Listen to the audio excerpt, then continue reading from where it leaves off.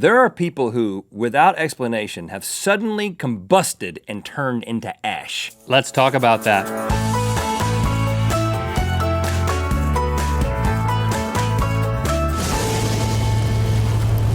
Good Mythical Morning. Okay, so a couple weeks ago, you may remember, we tried to start fire in weird ways, and we had an incident where we nearly combusted ourselves. Yes. But we didn't. We combusted part of Link's chair, but we didn't combust ourselves. But today we're gonna be talking about a phenomenon called spontaneous human combustion, in which people suddenly burn up for no apparent reason, and nothing around them seems to burn up. You may have heard of this. Or have started the fire. It's like they started their own fire. It's like they spontaneously combusted, and they're a human. That's why it's called spontaneous human combustion. And can this be real? I think that's the operative question today, and so we're going to analyze a few different instances and then go through some theories. Am I right? Yeah, that's what we're gonna do. Allow me to present to you the first case. This is in Lambeth, South London, September 13th, 1967. Some workers are waiting at a bus stop in the city, and they notice smoke coming out of an upper window of an abandoned building. They call the police. The police show up and find the still burning body of one Robert Bailey. Dude's still on fire. Nothing around him is really on fire. But he's dead. He's already dead. Okay. He's not like, hey, put me out. No, he's out. dead. The first policeman on the scene reported seeing a blue flame forcefully emitting from a 4-inch slit in the dude's abdomen. That's it was pleasant. like flame found its way out, and they managed to put out the flame by putting like a garden hose or water hose or some sort of fire hose in the dude's abdomen and putting out the fire.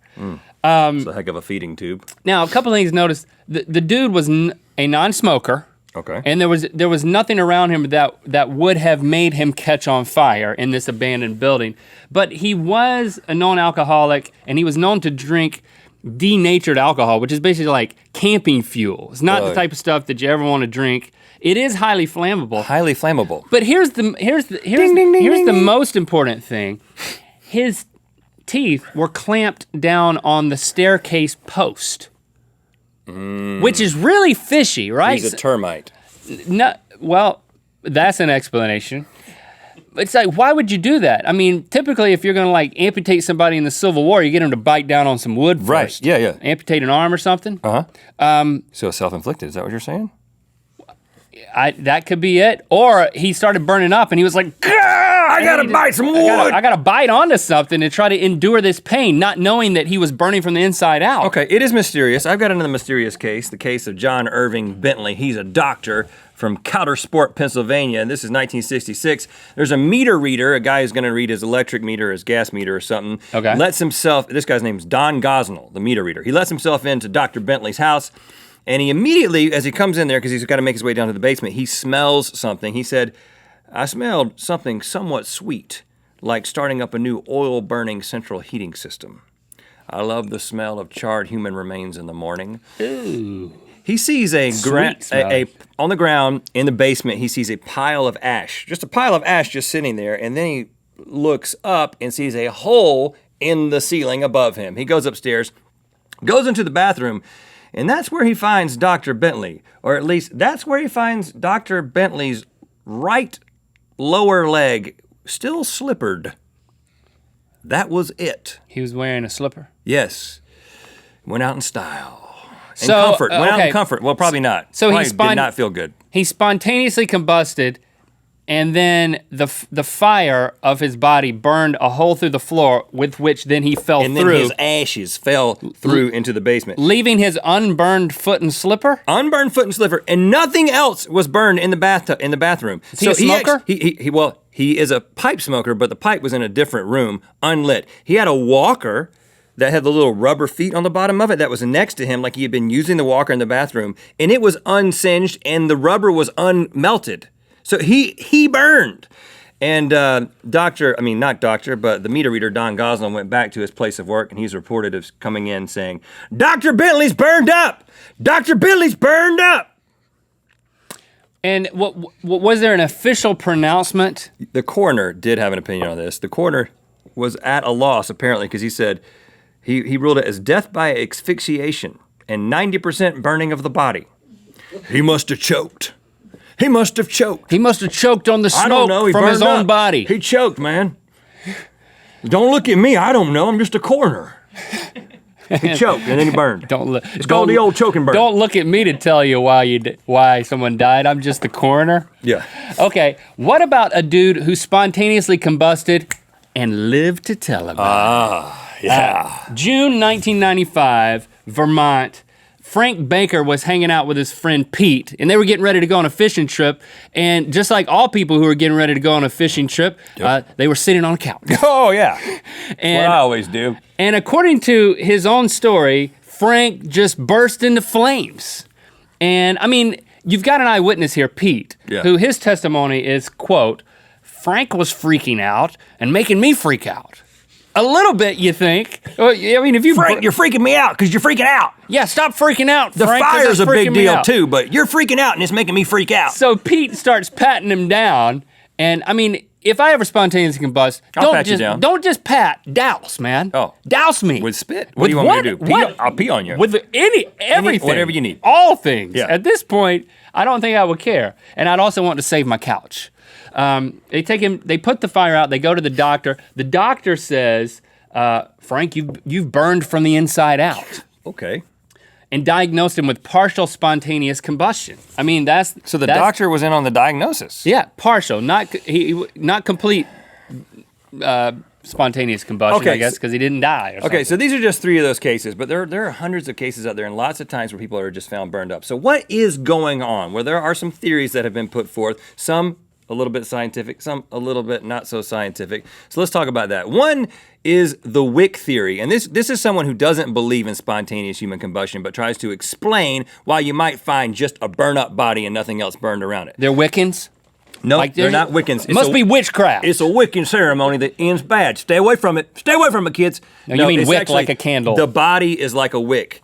The body is like a candle. So you've got fat in your body, which is like the wax of a candle, and then you've got a wick, which is like the clothing. So there are some cases in which somebody will catch fire and their clothes, and then they will burn over a long period of time and slowly turn to ash, but then places like their legs, like their lower legs or their head sometimes won't burn because there's not as much fat content. In other words, there's no more wax for the candle to burn.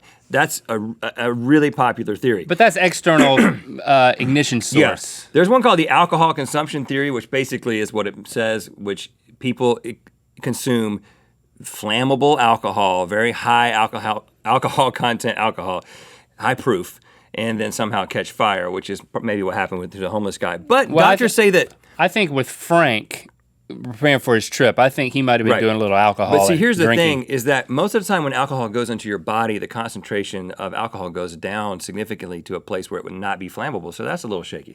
Then there's one that actually begins to get into the idea that this is spontaneous, this is happening, there are humans that are just spontaneously combusting. The static electricity theory, that there are some cases out there that static electricity builds in the body to a place where there could actually be a spark and a flame, an ignition of the body. I like that one. There's one that's a little bit shaky, the subatomic pyrotron theory. This has been put forth by a couple of people saying that there's a subatomic particle called a pyrotron, which when it comes into contact with other particles, sometimes it causes fire. A pyrotron? That just sounds like something you made up for a TV show. Now listen, that doesn't sound real. And then there's the acetone theory. But basically, acetone is building up in the body through alcoholism, because basically if you're using alcohol a lot, you produce acetone in your body. But also if you're on a low-carb diet, you can produce acetone. So if you're an alcoholic who's on Atkins diet, you could potentially have a lot of acetone in your body and potentially explode. What if you only eat staircase posts? Well, kindling.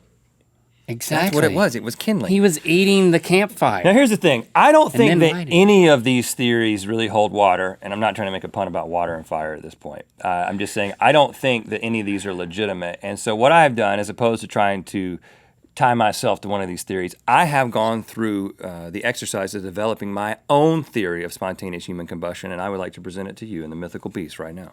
Okay, well, please do. Please allow me to present Rhett's unified theory of spontaneous human combustion. I can make the rather obvious observation that all victims of spontaneous human combustion were simply engaged in the sophomoric slumber party activity of lighting their own flatulence on fire, commonly known as the fart torch. But that would be juvenile, and I'm anything but juvenile. Rather, I believe there's something much more interesting going on than any previous theories have suggested. Recent developments in the metaphysical study of noetics suggest that thoughts and feelings may actually contain mass, and therefore may exhibit physical properties. You probably heard the expression, hot under the collar, used to communicate a feeling of anger. Might it be that angry feelings actually have pyrotechnic properties? And rather than letting anger dissipate naturally through cursing or kicking things, some people internalize their anger, pressing it down into themselves where it binds with other previously suppressed anger, forming a small particle called the fire seed of anger. Then, when the pressure and heat have reached sufficient levels, the seed bursts forth into a flame that systematically consumes the subject. So don't hold your anger inside. Let it out. Come on. Do it. Just do it. Don't let your dreams be dreams. Yesterday you said tomorrow. Just do it. Make your dreams come true. Just do it. Wow. It's as if a fire seed of what? A fire seed of what? Anger. A fire seed of anger has. I thought you were going to spontaneously combust. That's all I was thinking. You're right here. You're as red as my shirt, dude. Yeah. Calm down. You know, I would tell you what I thought of your theory, but I'm a little afraid of you right now. So instead, I'm just going to leave it to the comments. Let us know. Thanks for liking and subscribing as well. You know what time it is. Hey guys, I'm Daniel from Palo Alto, California, and it's time to spin the wheel of mythicality. If watching this show is just not enough and you need a little bit more, but not more than 140 characters at a time, you can follow us on Twitter at Rhett Link. Do it! Click through the Mythical Morning. We're going to examine one of the most recent cases of human spontaneous combustion from 2010. Unisong about glue guns. Well, have you heard about that gun that's got some glue inside it? It's the one thing I can't leave home without it. 'Cause it makes things adhere to one another. And if you don't watch out, it might burn your hand. Yeah! Never encountered such a case in his 25 years of experience, either at the Blarney Stall or anywhere else. I've never encountered such a case in